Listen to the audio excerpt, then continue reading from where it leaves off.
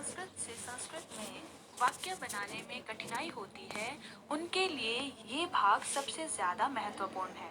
इस प्रश्न को करने के लिए आपको कारकों का ज्ञान होना चाहिए। कारकों का ज्ञान जो है इस प्रश्न को करने में बहुत ज्यादा सहायता प्रदान करता है।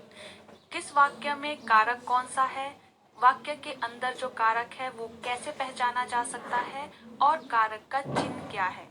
जब आपको इन सारी चीजों का पता होगा तो आप जो भी वाक्य बनाना चाहेंगे वो शुद्ध होगा। आपको वाक्य बनाने के लिए सबसे पहले चित्र को ध्यान से देखना होता है, मंजूषा को ध्यान से पढ़ना होता है, फिर हिंदी में कुछ सरल वाक्यों का प्रयोग करना होता है।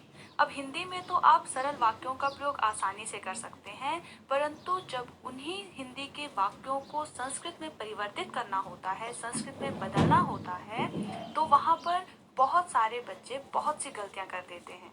तो उन गलतियों को ना दोहराएं, उन गलतियों को हम ना करें, उसके लिए कारक जो है उनका ज्ञान होना बहुत ज़्यादा ज़रूरी होता है।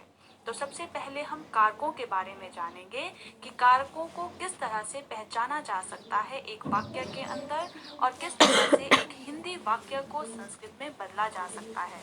तो सबसे पहले हम पहले कारक को जानेंगे। पहला जो कारक है वो कहा जाता है कर्ता। कर्ता के नाम से ही आपको पता चल रहा है जो कार्य कर रहा होगा उसे कर्ता कहा जाता है।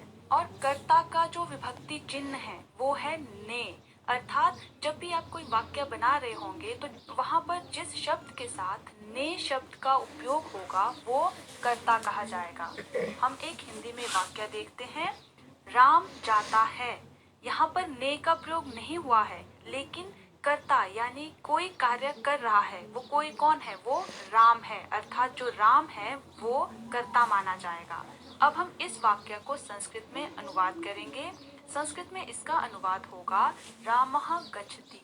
तो रामः जो है वो कौन से शब्द से है और यहाँ पर रामः क्यों लगाया गया है, वो इसलिए क्योंकि रामः राम शब्द का प्रथम रूप है, एक वचन है।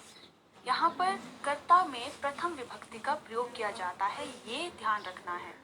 कर्ता में प्रथम विभक्ति का प्रयोग होगा तभी रामः गच्छति बनेगा। कैसे? प्रथमा विभक्ति में लिखा जाता है रामः रामौ रामः, ये राम शब्द का प्रथमा विभक्ति है।